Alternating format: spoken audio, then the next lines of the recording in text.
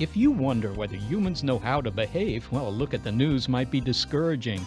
He was lying to me straight to my face, and you could see the manner of the lie. You could see he goes into lying mode. A Florida man walked into a convenience store with a 4-foot alligator and tried to trade it for a 12-pack of beer on Tuesday. Actor Tom Selleck of Magnum P.I. fame has been accused of stealing water from the state of California. We lie, cheat, steal, and commit even worse atrocities every day all over the world. And yet some say that our ethical standards are stronger today than ever. We are better behaved than our ancestors. I'm Molly Bentley. And I'm Seth Shostak. Welcome to Big Picture Science.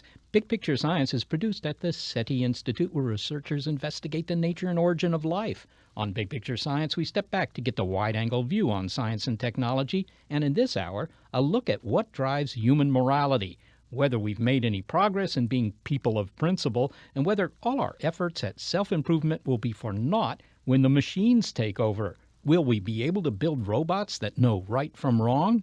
And will they listen to us?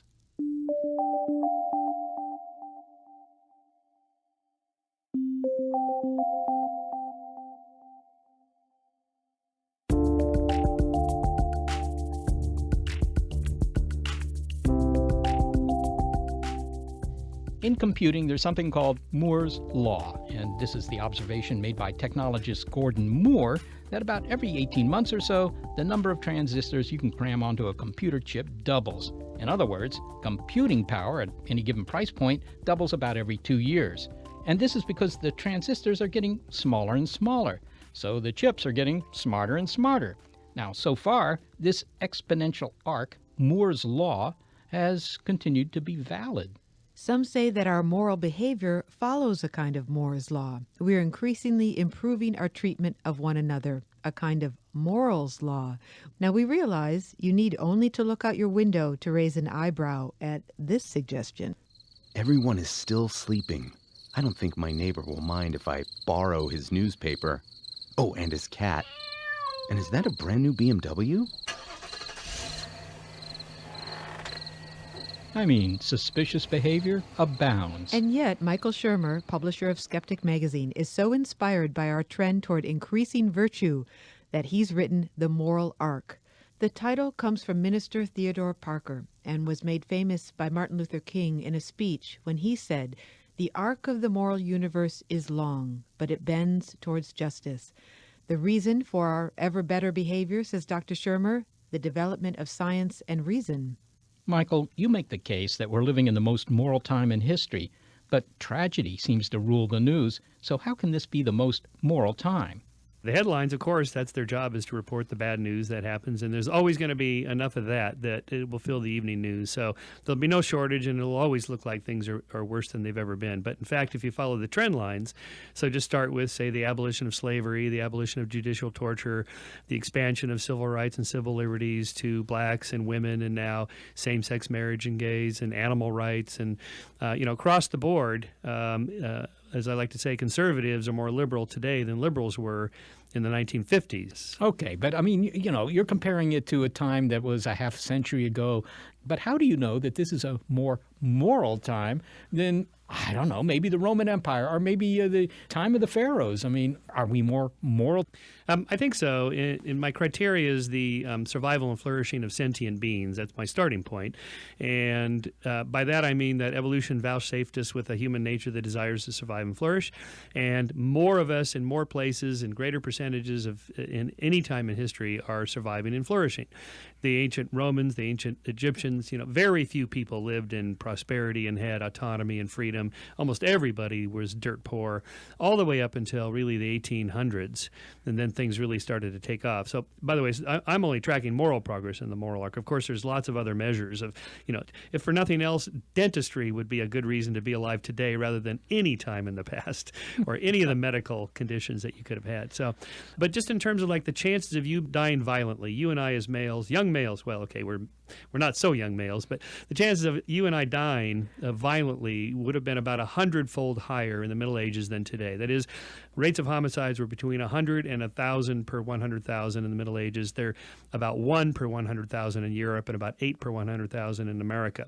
And so that has changed dramatically in the centuries, even just like since the 1990s. The crime rates and homicide rates have drastically declined. Now, what has this got to do with morality? Well, again, what are the chances of you and I living a fulfilling life now versus 10 years ago, 100 years ago, 1,000 years ago? There's never been a better time to be alive today. And all the polls, Pew polls, Gallup polls, show that more people are willing to accept people that are different from them, gays, blacks, Jews, and so forth. And so much of that has to do with to what extent we are willing to embrace people that are not a member of our immediate tribe, people that are different from us. I'm going to push this one more step, though. What about this ideal we have of existence, the kind of bucolic, carefree, or certainly crime-free existence that our ancestors had on the savannas, 50, 100,000 years ago? Maybe things were better then. Maybe they, had this concern for the environment that we always picture of cultures not corrupted by modern lifestyles. I call it the myth of the beautiful people. Long, long ago, in a century far, far away, people lived in harmony with their environment and peace and so this group of people that believes this, these anthropologists that believe this, they're called the Peace and Harmony Mafia because they're really very aggressive about enforcing this view of human nature. In fact, most of the archaeological evidence and anthropological evidence now points to the fact that our ancestors were far more violent. I gave you that statistic of 100 to 1,000 times more likely to die violently. Well, it would be tens of thousands of times more likely to die violently in the hunter-gatherer Paleolithic. In some communities, it's estimated that as many as 1 out of 4, 25% of young men died violently in the Paleolithic. And they have this from skeletons with their skulls crushed in with big gaping holes, arrows stuck through the face, spear points in the sternum, spears in ribs. And you've probably seen the ones, the bogmen up in Sweden and Norway, with the ropes around their neck and the skull bashed in and an arrow through his chest just for good measure. And these weren't, like superstitious ritual killings to the gods. A lot of them were just violent deaths from conflict. All right. Well, maybe we ought to, just for the record here, ask you what your definition of morality is. I can hear that part of it is not being killed by your fellow man. Well, that's a good start, actually, if you think about it. I mean, I don't care if my neighbors love me or not. I just want them to leave me alone. Don't kill me. That's a good start, actually, for society. So the whole point of a civil society and a state based on the rule of law is to get people to play nice by the rules and quit killing each other. Now, initially, when states implemented this, the so-called Leviathan argument, the Leviathan's, was heavy hand was to stop people from killing each other. That is, justice is going to happen one way or the other, either through self-help justice in the middle of the night where people are settling their scores, or through civil court and state justice through the courts. And so initially there was a decline of violence from states taking over that job of enforcing justice. Then some states got a heavy hand on this. So the death penalty was allocated for 220 different crimes in the 1700s. In America and England, 220 different crimes you could be capital punishment, including robbing a rabbit warren, pickpocketing. Wait. Robbing a rabbit warren. Are you taking the rabbits or are you taking their wealth? Yeah. Well, because somebody owns the rabbits and they need them, you are stealing their wealth. But my favorite, of course, is insulting the king or queen. The death penalty. Well, the death penalty is now on death row. I'm projecting by 2030 or so, the death penalty will be gone, not even in the United States. Most people on death row today in America die of old age. All right. I'm going to buy into this, that we do live in the most moral of times, but you attribute this to the rise of science. Right? I do, right. The scientific revolution gave immediate rise to scholars and thinkers in all fields modeling themselves after Galileo and Newton and William Harvey. Thomas Hobbes, for example, wrote the Leviathan. It's considered by political scientists to be the most important political tract ever written. It is a thoroughgoing scientific work. But the point is that everybody wanted to be the Newton of their time, the Galileo of their time. Hobbes called himself the Galileo of his time. The French physiocrats patterned the study of the economy after William Harvey's circulation of blood through a body was like the flow of currency through an economy. Some things block the flow of currency, and that can cause disease of our economy. So they were the laissez-faire. That's where they coined this term. We should keep the government out of the economy because it blocks the smooth flow of capital. Okay, even if you don't agree with that, the idea is that the world is knowable there are principles and natural laws we can understand, which is what Newton showed, and that we can apply them to solving problems. But wait a minute. On the one hand, you have, the sciences where you do experiments, you have theories, you prove the existence of the electron and stuff like that. On the other hand, you have the social sciences, which seem all too eager to adopt the methodologies of science. But can you give me an example where some specific scientific result resulted in the abolition of slavery, for example, or some other moral improvement? Sure. First of all, democracy is a kind of scientific experiment. It's a way of like tweaking the variables and changing it and running the experiment for a while, collecting some data, see how it goes, tweak the variables again and run it for a few more years. Those things are called elections. Throw the bums out, bring some new bums in and see how it goes. Jefferson called the American experiment an experiment, and he meant that in a naturalistic way, that we're running experiments. The abolition of slavery is a good example because most people just assume it was religion that was primarily responsible for the abolition of slavery. And of course, the Quakers, the Mennonites, William Wilberforce in the English Parliament, who was an Anglican, they deserve credit for doing what they did, but their primary objectors, the people that fought it, were their fellow Christians, their fellow Anglicans, their fellow Quakers, who were all totally in support of slavery and cited biblical support. So if you actually look at the arguments that even the Quakers made, they were arguments for rights, natural rights, that people don't deserve to be treated as separate species or subhuman. They should be treated equally. Where does that idea come from? It comes from John Locke and Immanuel Kant and these Enlightenment philosophers. And we call them philosophers, but if they live today, we'd say they're doing science. They're scientists. They're trying to construct a naturalistic worldview to explain cause and effect relationships in the social world. And from this, they deduce that, people have natural rights. They're born with them and so forth. That's a purely scientific argument, I claim. Michael, you're kind of an upbeat guy. You've come to the bookshelves of the world, if there are many of those. You've come with good news. I think so. Yeah, I'd like to think so. I'm an optimist by nature, but I'm not just making an optimistic argument for the fun of it. I think we should figure out what we've been doing right, because we have been doing something right for centuries, and we should do more of that. Identify the cause and effect relationships between this and that, and do more of it. 20 years ago or something like that, the Club of Rome, I believe it was predicting what the near-term future was going to be like. And it was a pretty dismal picture. Yeah, that didn't happen. It didn't happen. So given your point of view in this book, if I were born in 2050, would I then be living in the most moral time in history? Yeah. You would look back at the debates we're having now, like on same-sex marriage, and think, what were those people thinking? Are you kidding me? In exactly the same way that we look back in the 1950s. In 1959, only 4% of Americans supported interracial marriage. Interracial marriage. Remember that debate? No, I don't either, because, I was too young then. And no one thinks about that now. No one talks about it. It's not in the news. There's pollsters like Pew and Gallup, they stopped asking the question in the late 80s because the answer was, well, whatever, dude, who cares? A lot of people will argue that this turn, if you will, towards a more moral society is due to the imprecations of our religious beliefs, that the religion has turned us into kinder, gentler folk. Well, I'm fond of saying about religion what Winston Churchill said about Americans. You can always count on Americans to do the right thing after they've tried everything else. Religions do get on board with rights revolutions. They absolutely do, and they have a good network system, and they rally the troops to support the cause better than anybody else. But they're not the originators of it, and you can see this in the same-sex marriage rights revolution. It was opposed by virtually all religious groups, with the exception of the Episcopalians and a few other small groups and a couple of ministers here and there that performed gay marriages, but everybody else was against it. Now they're all rapidly coming around. Even Dr. Martin Luther King, who inspired the title of my book with his How Long, Not Long, because the arc of the moral universe is long, but it bends towards justice. Okay. Even he said in his autobiography, his primary influences were Gandhi. And his list of theologians that he read were the most liberal theologians, those that embraced liberal values, Western liberal values. Michael Shermer, thank you so much for a very encouraging conversation. Thanks. Michael Shermer is publisher of Skeptic magazine and the author of The Moral Arc, How Science and Reason Lead Humanity Toward Truth, Justice, and Freedom. So if we keep up this trend in good behavior, what will our ethos be in 2050? Just how moral can we be? Life is good, Bob, sitting here. Sure is, Bob. Not a care in the world. I hear in the old days the news was always depressing. Yep, the atrocities people committed then. Remember war? Sweatshops? Non-vegan lattes?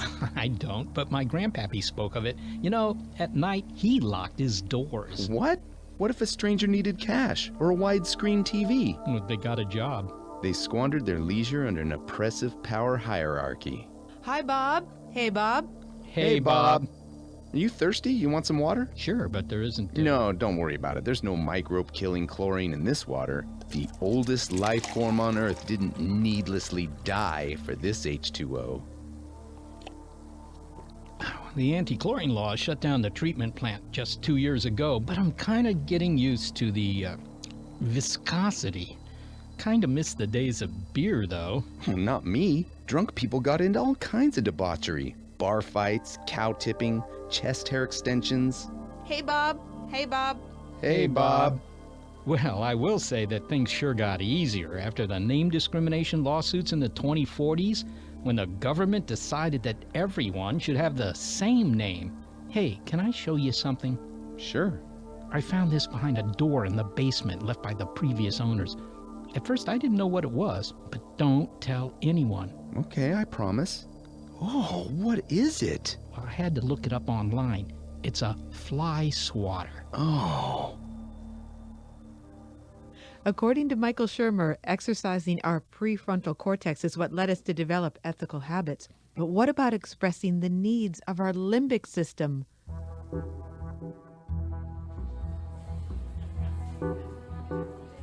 Doesn't anyone plan ahead? Has no thought been given to the needs of this community? What kind of human being are you? I don't know about that, sir. We just ran out of ginger ale. Can I get you a root beer? Yeah, that's okay. Why emotions may not always be logical, but are still the drivers of our moral behavior. It's Moral's Law on Big Picture Science.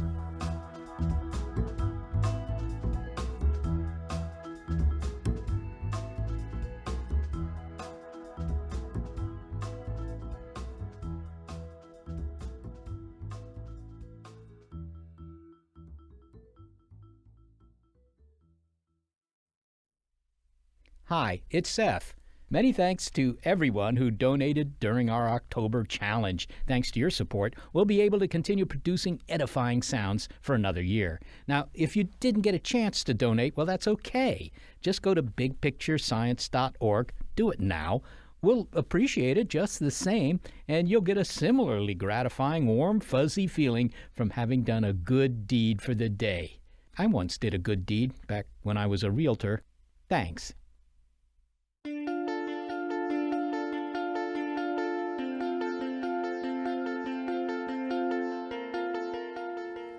Michael Shermer argues that the use of our executive function, our higher-order reasoning, together with the development of science and rational thought, are what have led us to become better behaved. But psychologist David Destino says that while we may be persuaded by reason, we are moved by emotion. Logic and willpower can only go so far in reining in bad behavior. It's the welling up of emotion that drives us to treat others better, even though emotions typically get a bad rap. The current view hasn't much changed since Spinoza put forth the idea centuries ago that emotions, passions carry people away and lead them to act in immoral ways, and it's only rationality and reason that pull us back and help us find our better angels. All right, but you would not argue that emotion doesn't sometimes carry us away and lead us to all sorts of behavior? What I'm arguing for is that reason, cognition, analysis, however you might want to call it, and emotion both can lead us to vice and virtue. And where we often go wrong is assuming that reason and rationality always lead to virtue and emotion always leads to vice. Both can lead in both directions, and if we don't recognize that, we're setting ourselves up for failure. So earlier in the show, we heard the argument that as a species, humans behave more morally now than in any time in history, and that the fundamental driver of that has been the pursuit of scientific thought and reason, in other words, the development of rationality. And it sounds as though you're saying that's not the only reason we're better behaved now than our ancestors. No, that is certainly not the only reason. I mean, to refer to the old adage, there's a very small difference between rational and rationale, one letter. And, we do experiments in my lab all the time where we show that it's rationality that can lead people to cheat and behave in immoral ways because they can justify for themselves why it's okay for them. And underlying that, there's actually emotional impulses that are pushing them to behave in the moral way that reason kind of tamps down and overrides. Well, let's talk about the role of emotions and how it guides us towards better behavior in a moment. But I wonder if you could just briefly summarize one of those experiments in your lab, which you discovered that people can rationalize. People who are good people generally can rationalize almost any kind of behavior. Sure. Well, imagine this. You come into my lab and we tell you, there are two tasks that need to be done. One is short and fun. One is really long and onerous. We described to you what those are, but you don't need to know that now.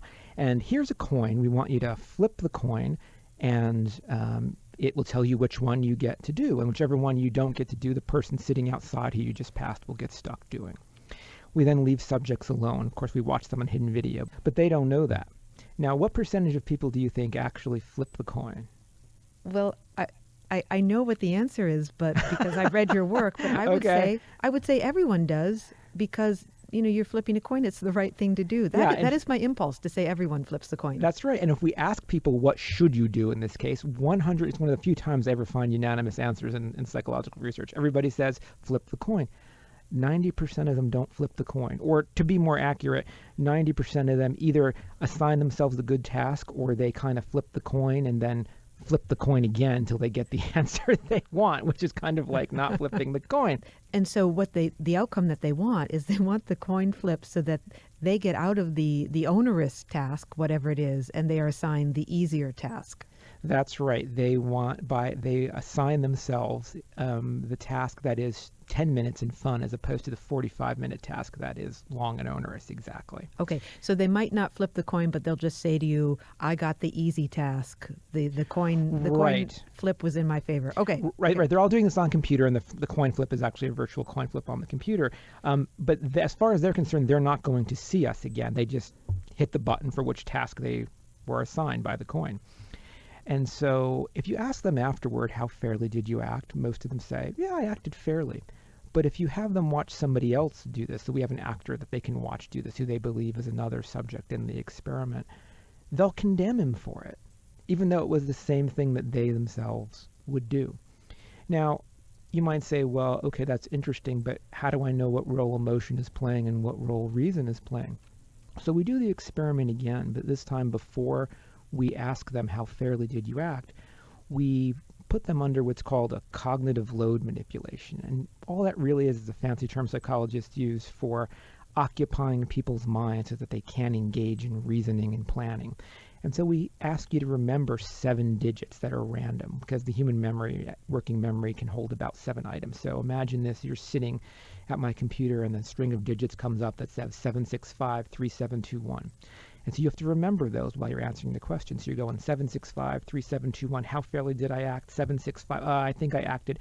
And you give me an answer, and then you have to write the digits down. What that does is it prevents your mind from engaging in rational analysis and reason.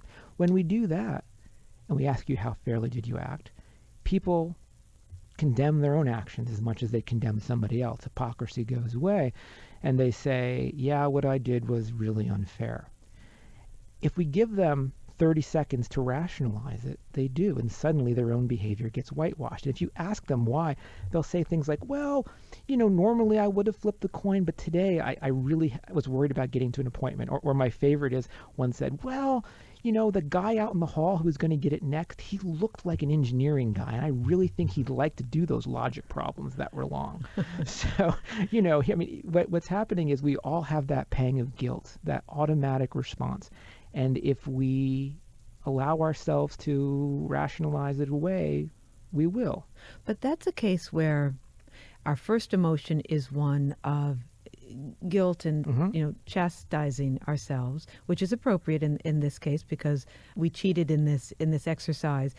And if you give it enough time, then the rationale kicks in and then we explain away our behavior. Mm-hmm. But many times our first emotion, it may not be a positive emotion. It may be a negative emotion. In that case, rational thought prevents us from destructive behavior. So sometimes rational thought is what saves us from ourselves. Oh, yeah. That's absolutely right. What I argue is On both, a lot of morality, what it really comes down to is combating what's good for me in the moment versus what's good for me in the long term. So in the moment, if I borrow money or steal money from you, I'm ahead.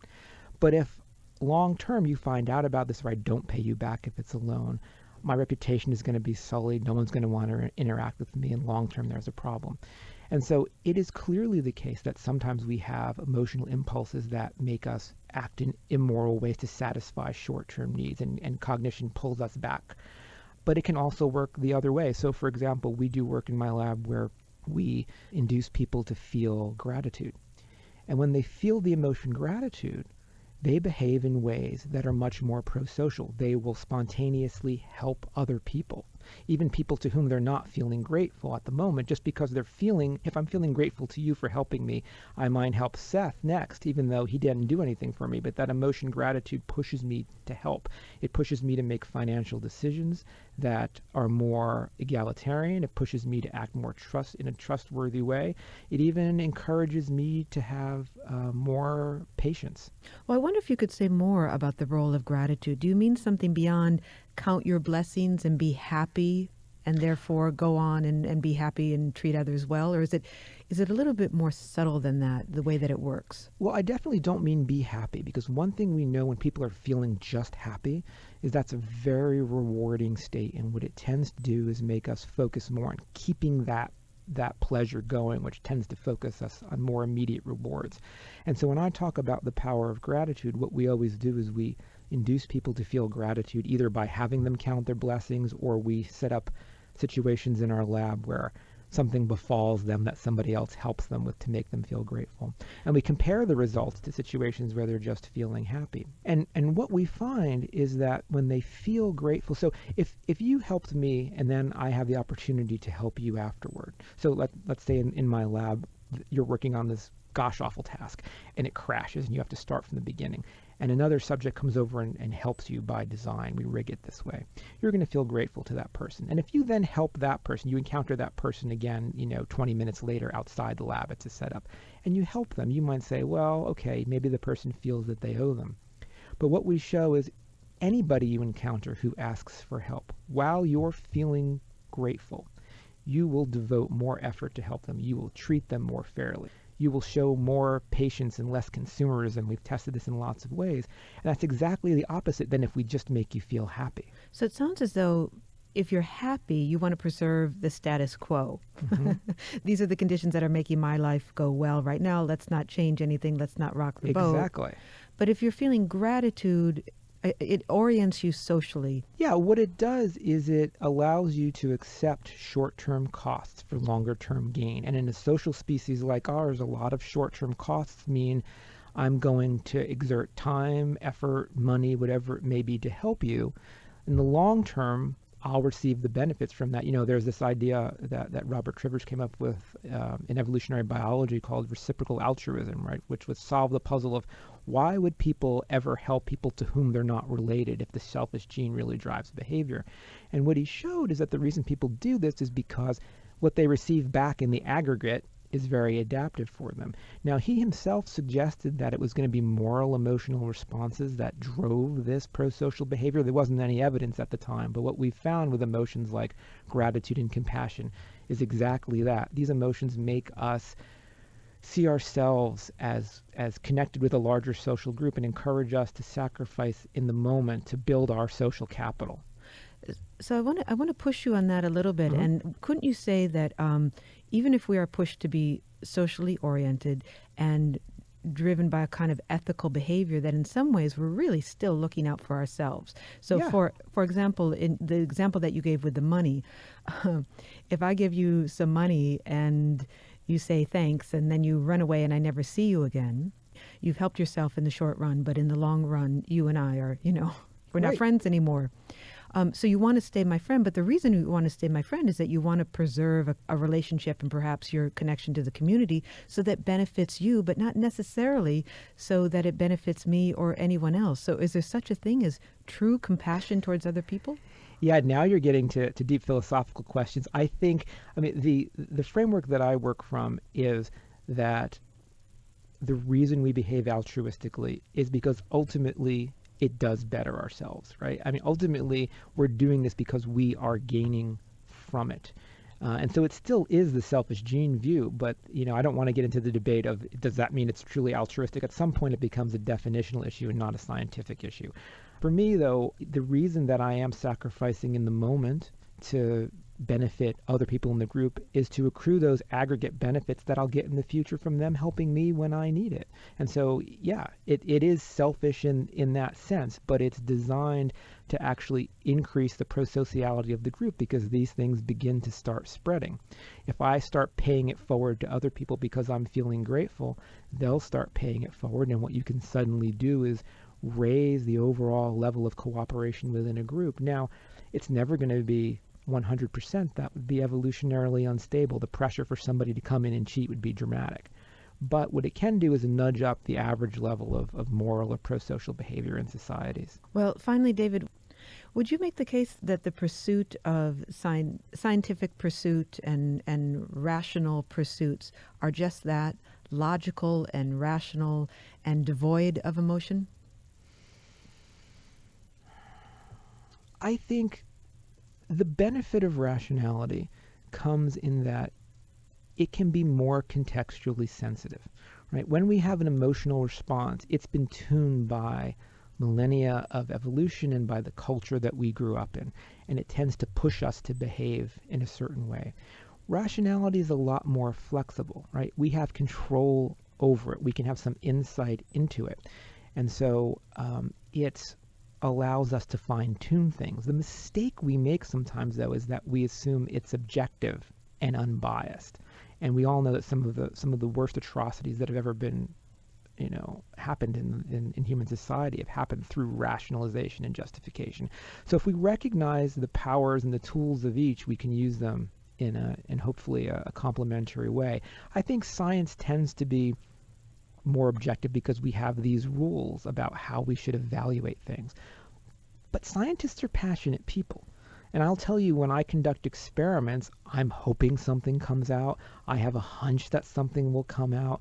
I'll feel badly if it doesn't come out.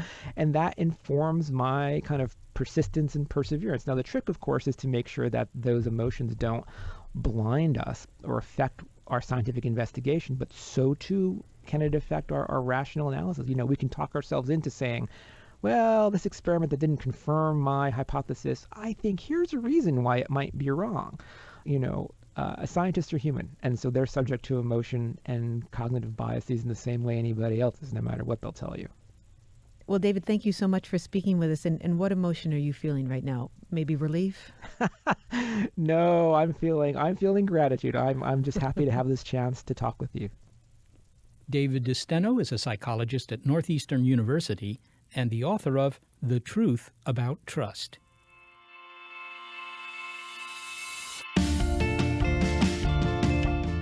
Well, it sounds like we're on track to be better and better. But is all our hard work destined to become irrelevant? Some say we'll have to reboot and create an ethical system from scratch when important moral decisions are made not by humans, but by their silicon successors. The case for moral machines next. It's Morals Law on Big Picture Science.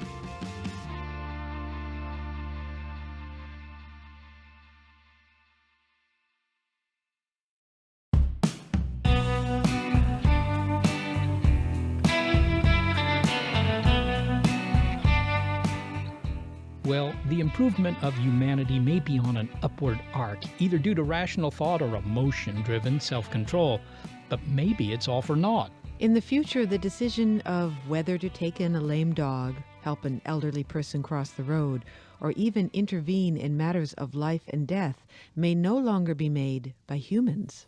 My name is Colin Allen. I'm professor of history and philosophy of science and cognitive science at Indiana University, and I study whether we can make machines more ethical. We can't say that your floor-sweeping Roomba is an ethical machine, and you may wonder whether it will ever require moral agency. Imagine it refusing to vacuum up cake crumbs on principle, deciding that if you broke your diet, you should face your own mess. But the machines that help us do simple tasks or even make complicated financial transactions are becoming ever more sophisticated. And some of them autonomous. Cars are now making more decisions on their own, deciding when to brake, for example, and companies are famously testing self-driving cars.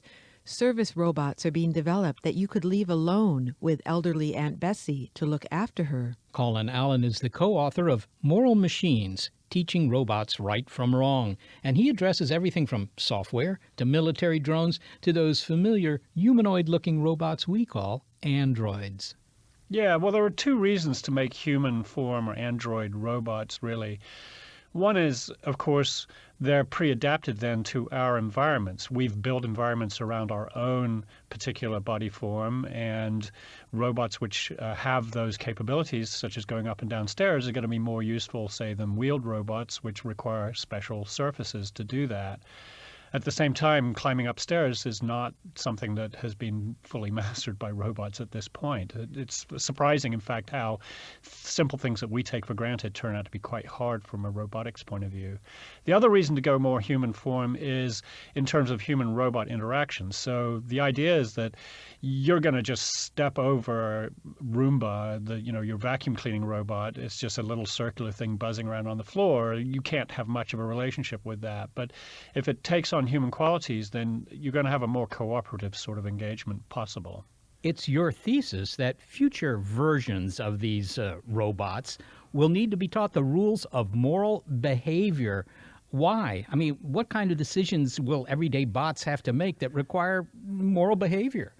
Well, there's a number of scenarios in which that could come true, but I think one, for example, concerns autopilots in airplanes. And we had this recent tragedy of a German pilot flying a plane into the side of a mountain. And that's a case where, in fact, the machine was quite capable of computing that. Had this course been followed through, this disaster would have occurred and could have rejected that command. And I'm not the only person to have suggested this, but I think it's an obvious application of the technology that we already have.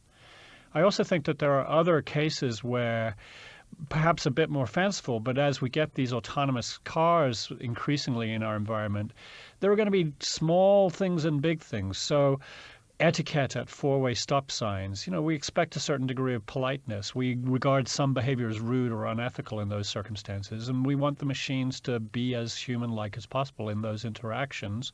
At the same time, avoiding accidents maybe, and this is the bit more fanciful side of things, there are going to be situations where there are only bad outcomes, and the machine has to compute which is the least bad outcome and take into account factors that might not just be counting the sort of physical situation, but also thinking about, well, is it an old person or a young person who's going to be more affected here, for instance?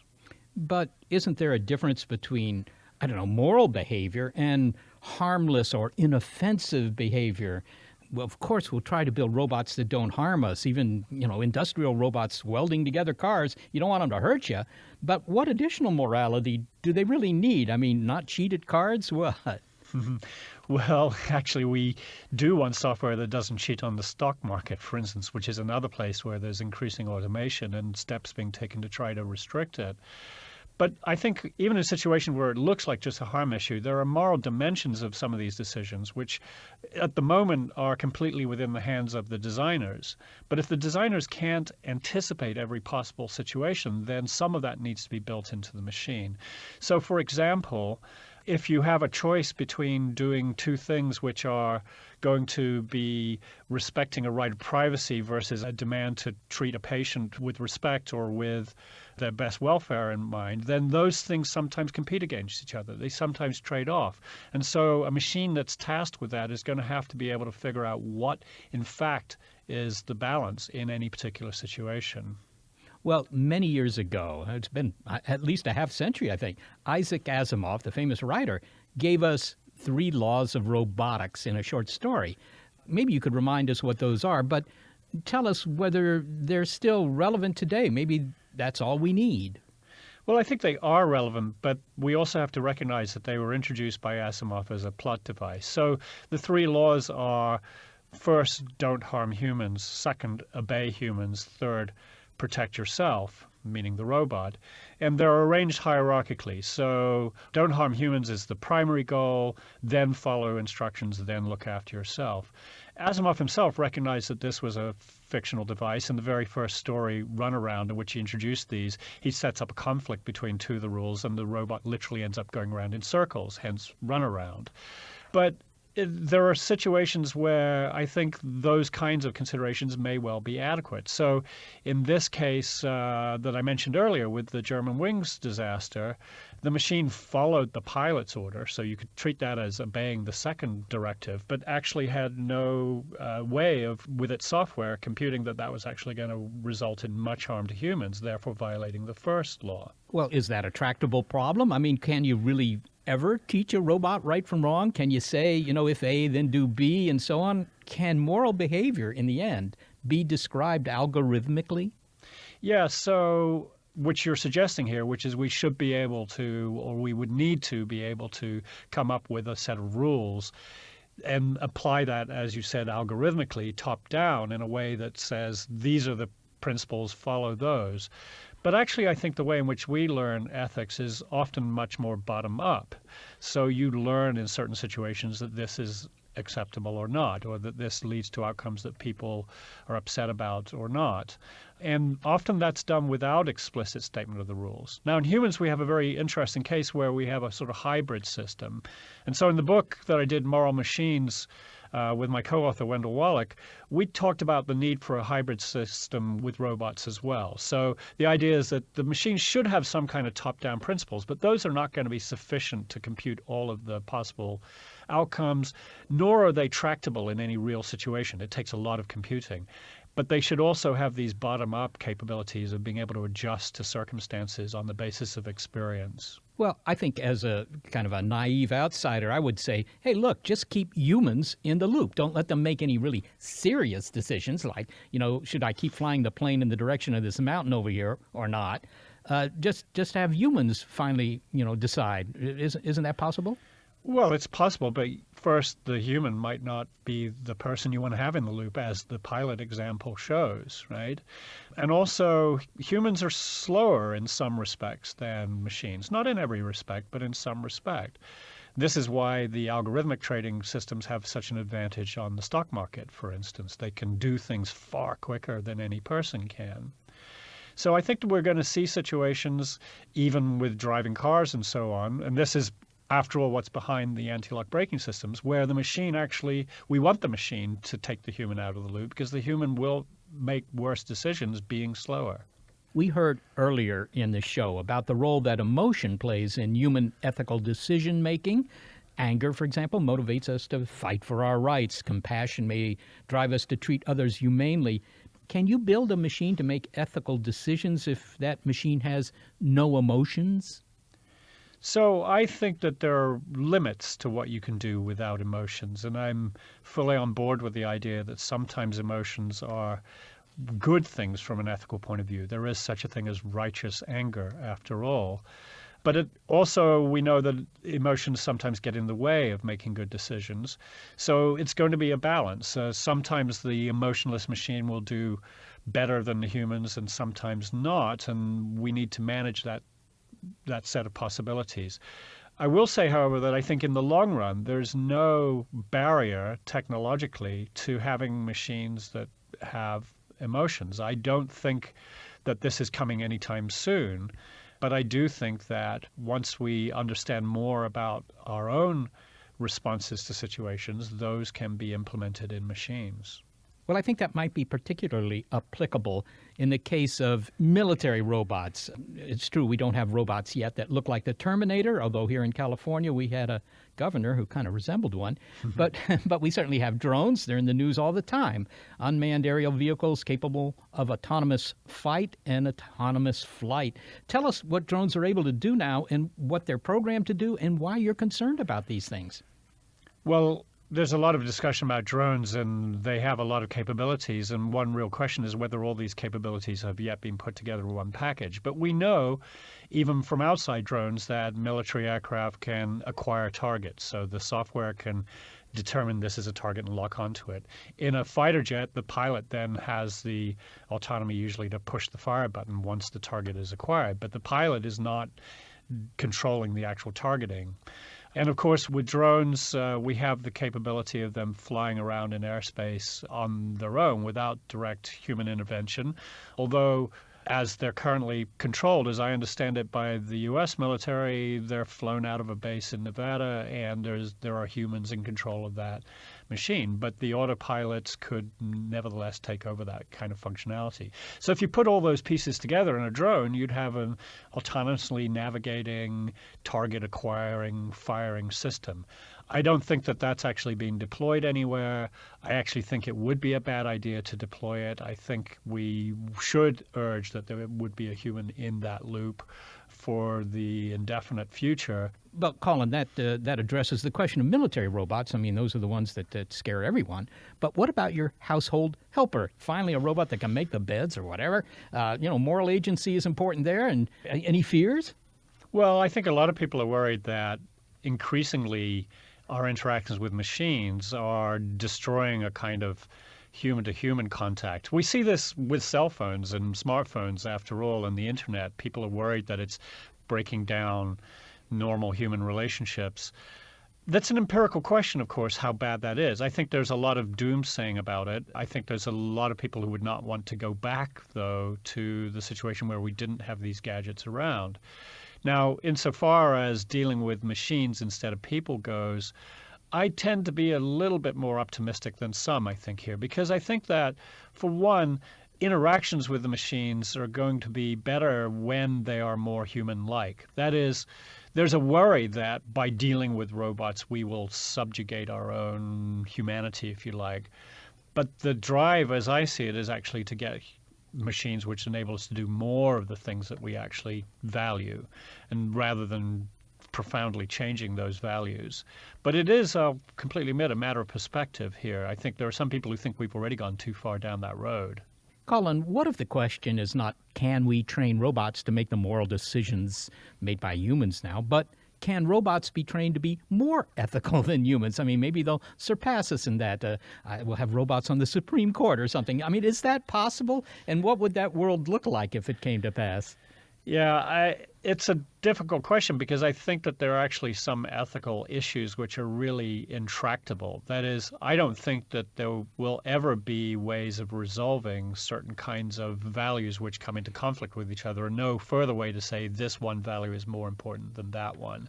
So there will always be ethical disputes, and I don't think robots are going to solve that problem for us. At the same time, I think we have a worry about machines being able to compute things much faster than us and maybe being smarter than us. And there are all these worries about being taken over, therefore, by the machines. If that's in the future, I don't think it's as close as some people seem to think it is. I think it's a lot further down the road. And we will be able to see it coming. It's not going to happen overnight, is my view of that. As for whether we would have robots on the Supreme Court, for instance, I think in some sense we already have technological assist on the Supreme Court. I mean, I've not been to watch them, but already the justices have always been dependent on a bunch of law clerks who provide all sorts of information to them, and that's all supported by machines which enable them to rapidly retrieve cases and so on. So why not bring that into the courtroom itself at relevant points where instead of having a question about whether there's any legal precedent for this, pull up the legal precedents, right? So yes, I see more and more gadgetry perhaps coming into those situations.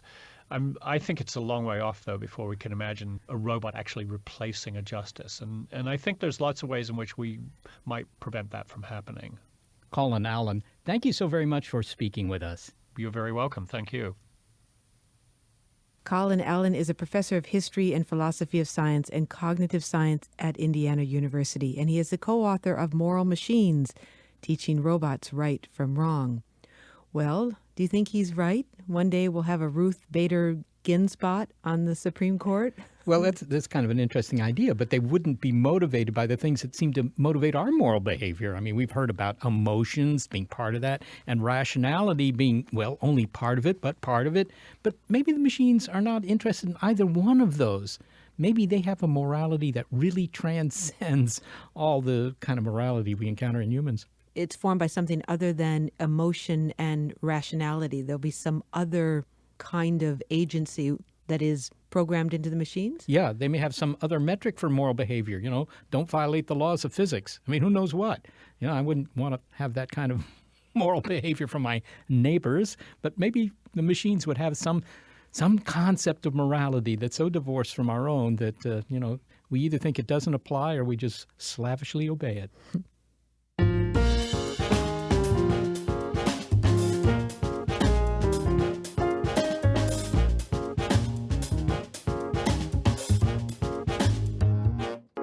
Well, thanks to the morally advanced talent that helped produce this show, Gary Niederhoff and Barbara Vance.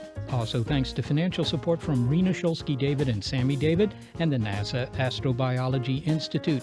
Big Picture Science is produced at the SETI Institute, where scientists study the origin and nature of life. And a big thanks also to our listeners. Your ears have been attuned to Morals Law. If you'd like to hear more Big Picture Science, you'll find it on our archive on our website, bigpicturescience.org. If you're a podcast listener, but you prefer listening to over-the-air radio because use of the airwaves is morally superior, check the listing on our website of radio stations that carry the program. And if your local station is not on that list, consider letting them know you like the show. Oh, and do you have a comment, a criticism, or a suggestion? Well, throw in some faint praise and email it all to bigpicturescience@seti.org. Now, I understand that manufacturing led to worker exploitation and that cotton is now a protected species, but I have to say I do miss wearing clothes. Yeah, I'm with you on that. Hey, can we go inside? I'm freezing.